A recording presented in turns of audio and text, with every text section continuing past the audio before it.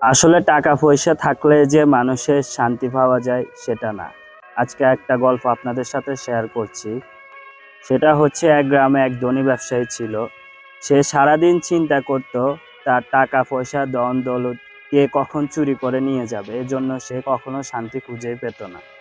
তখন সে একদিন গ্রামের মাঝখান দিয়ে হাঁটার সময় লক্ষ্য করলো যে একজন বৃদ্ধ লোক একটা গাছের নিচে বসে আছে এবং সে খুব শান্তিতে আছে। তখন সে বৃদ্ধ লোককে সে জিজ্ঞেস করলো, ভাই তুমি কিভাবে এত শান্তিতে থাকো, কিভাবে সম্ভব? তখন সে বৃদ্ধ লোক হাসি দিয়ে বলল, আমার ধন বাইরে নয়, ভিতরে।